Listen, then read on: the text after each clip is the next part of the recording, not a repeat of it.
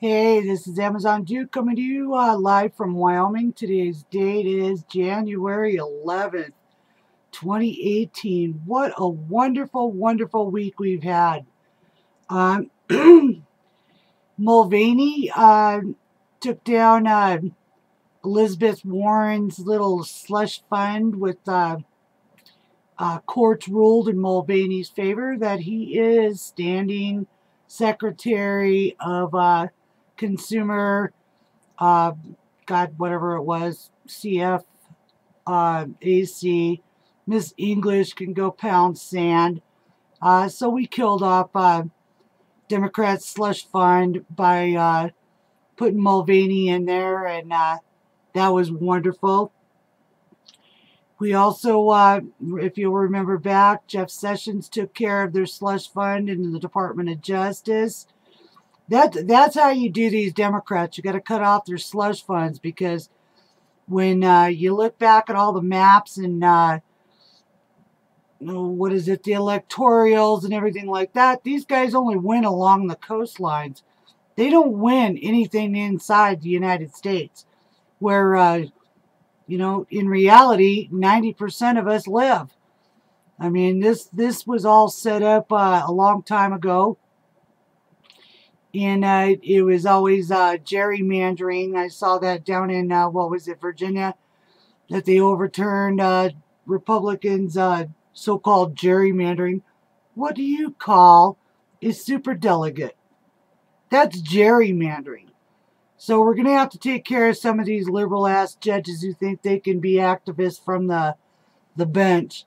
I would still say let's bust up the Ninth Circuit Court out there in California, and let's make a 12th, because evidently these guys can't read the Constitution and they can't read the law. So anyway, I'm going to pick some winners and losers today. Washington Compost comes out with some bullshit story about Trump calling Haiti in Africa the shithole of the world. Well, you know why it became the shithole of the world? Because Bushes and Cheneys and Obama and Clintons went over there, tried to rob them of their diamonds and oil, diamond fields and gold mines, and pretty much destroyed their country playing kingmakers. So if anybody's to blame for that, that's them motherfuckers, not us. We're just trying to set the record straight. And secondly, some of the big deals today was the DACA. Okay, you know what? Build the wall, fix the flat on the tire, like a car, which is build the wall, fix the flat, plug the hole, then drive the car. So, and until we have a wall going up, which is the 3 pillars that Trump has said, actually 4, I'm not going to be bothered with what the Democrats are up to, because these guys are scrambling. They're using the fake media like they always do to try to make everybody look like we're crazy. Let's see, it sounds like a Hillary program. I lost the election because Comey. I lost the election because of Russia. I lost the election because of internet. I lost my election because of this. Don't pay any attention to it. Just stay the course. There's 33 Democrat seats up in Congress, and I say we take them all. And we let the ones that are jumping ship right now on both sides of the aisle, good riddance. Couldn't, hurt my feelings if all the House representatives were shit canned and all of Congress was shit canned. I was pretty upset about the 702 program this morning, because that is the very program that they use to spy on Americans, General Flynn, and the Trump campaign. They can try to split hairs and say, oh, well, it wasn't that section of it. This is on foreign intelligence. No, I don't give a shit. When you give up security, when you give up freedom for security, you deserve neither. And that should have went to, I don't know, committee and been vetted around a little bit, because we just re-upped a program for 6 years that we all know the motherfuckers were corrupt in it. All the top intel were corrupt on it. They're still trying to say Russia interfered in our election. That is bullshit. We know that's bullshit. And if they think in 2018 we're going to buy that crap and vote for these guys again, they're mistaken on both sides of the aisle. Because everybody that voted to re-up that program for 6 more years, we're not going to vote for you. Whether you were a Democrat or a Republican. You've got a surprise coming. Because whether you think Trump misunderstood the program or not, we didn't misunderstand the program. We know you used the Russian guy as an excuse to spy on Flynn. And the next time somebody tells you, oh, Mueller is a 3-time general, blah, blah, blah, blah, blah, so was fucking Flynn.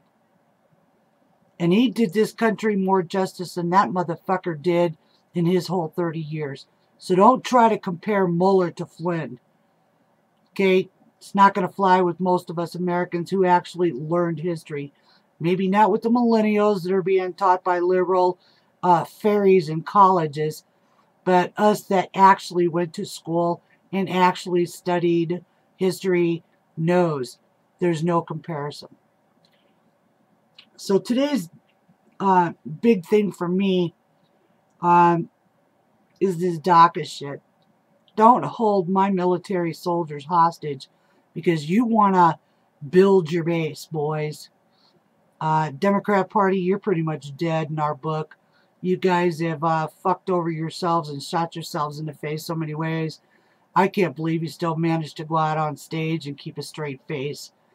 Mr. Nadler, you're pathetic.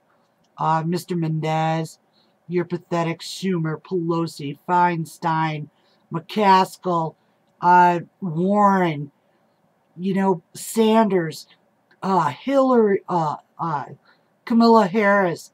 You guys are pathetic. And none of you are going to get our votes. So the votes you're going to get, you're going to have to get them on the East Coast and the West Coast, because you ain't gaining shit in Middle America.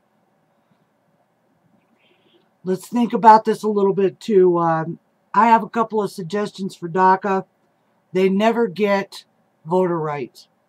If we got to keep these motherfuckers in this country and let them flip us off and burn American flags and hold up Mexican flags at our Capitol, at our White House, at our house, at our rallies for changing America back to what it should be, then you know what? You deserve no rights.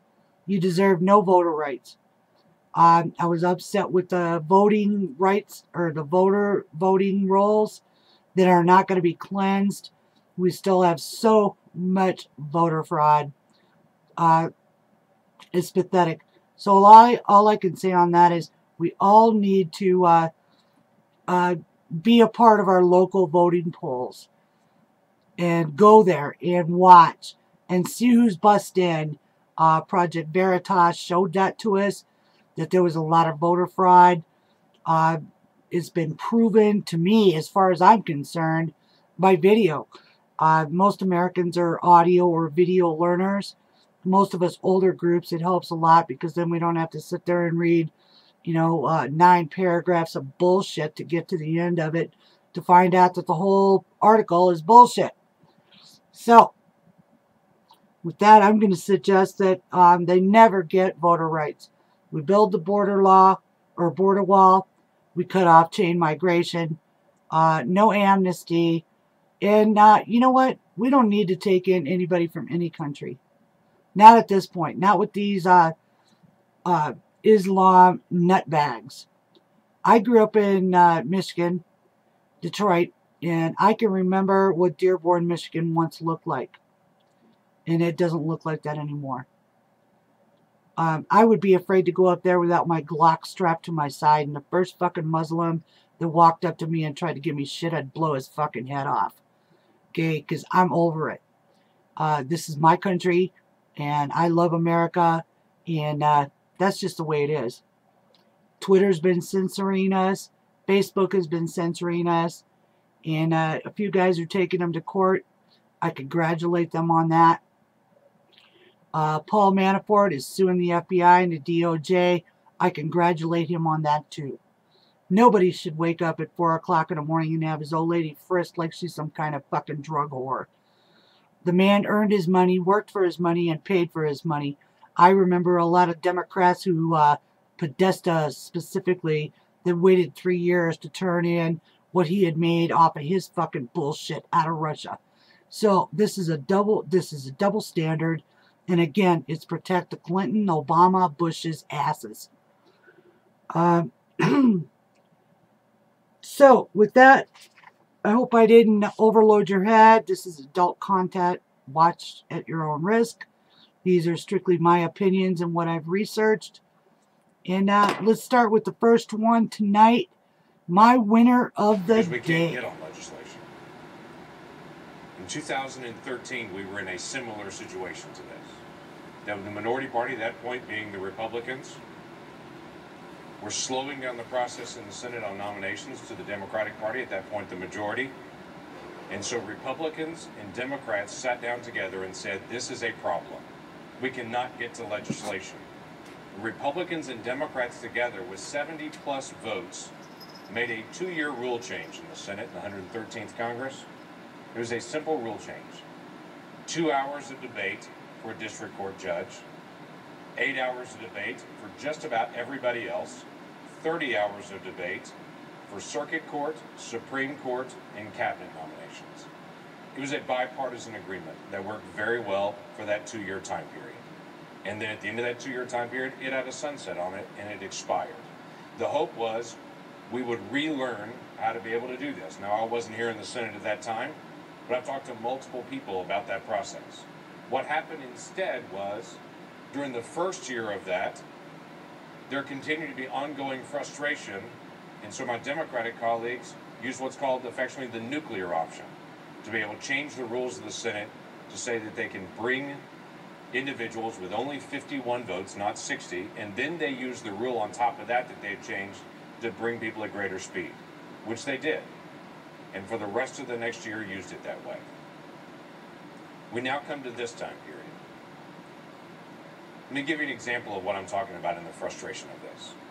From 19, let me go back and try to confirm my number to make sure that I get it right for all the Senate history here. From 1967 until 2012, there were 46 cloture votes in vote. That means they requested a cloture vote and it went all the way to be a vote. 46 of those on judges and executive branch from 1967 to 2012. Last year, there were 46 cloture votes in this body just in 1 year. What was from 1967 to 2012 before the total number, Democrats did to Republicans in 1 year last year. The statement keeps coming up over and over again. Why can't we get on legislation? Because each day is full with dead time debating nominations like what passed today unanimously in the Senate, but we had to have cloture time set aside for it. This has got to be fixed.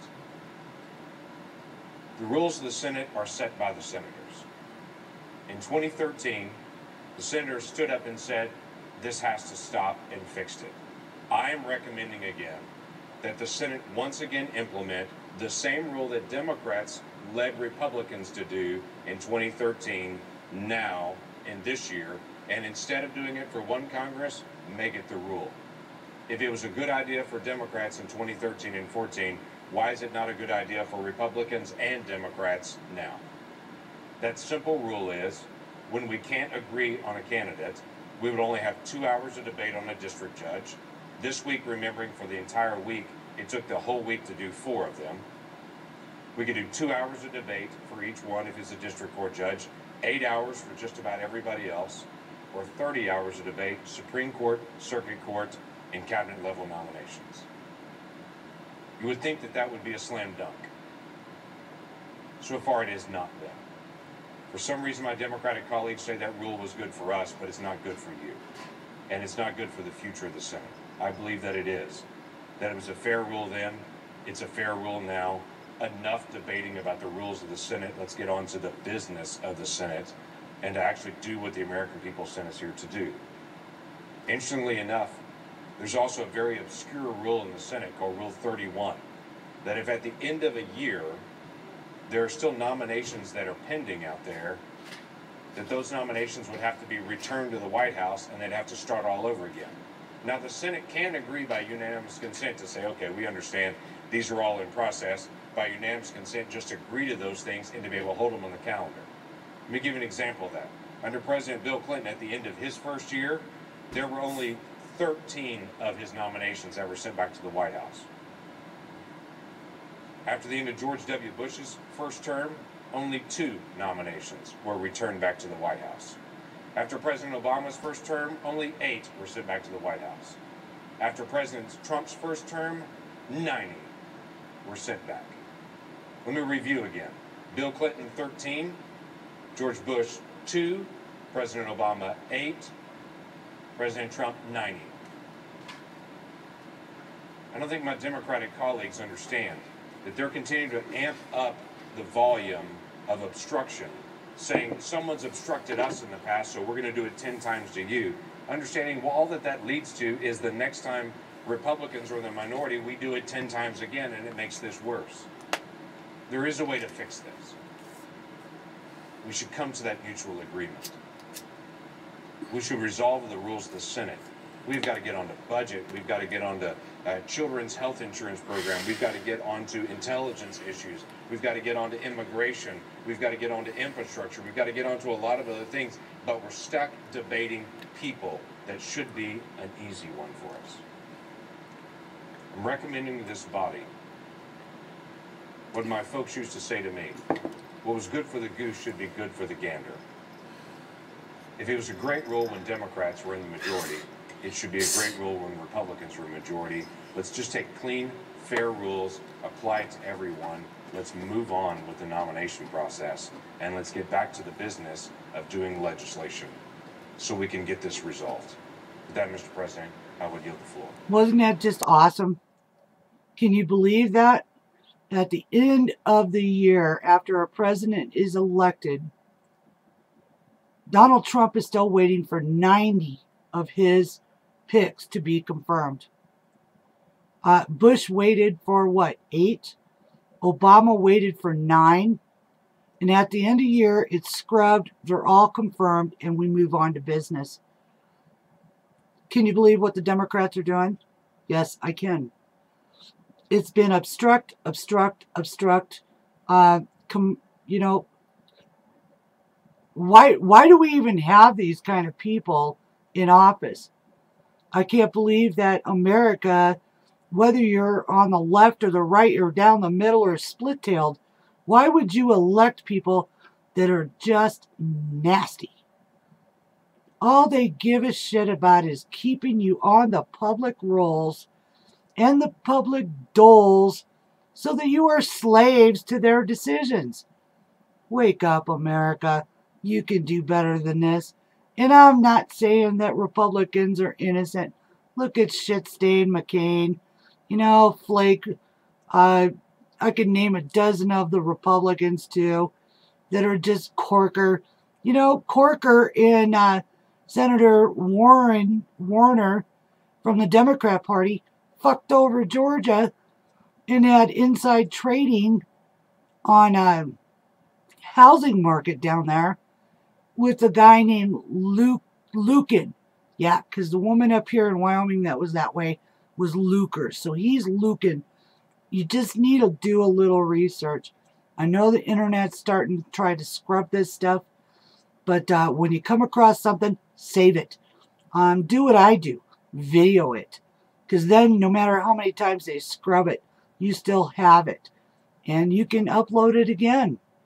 So let's look at another real winner today, I thought. Great pitch. Very well explained. And let's watch. Anyway, there's my winners of today.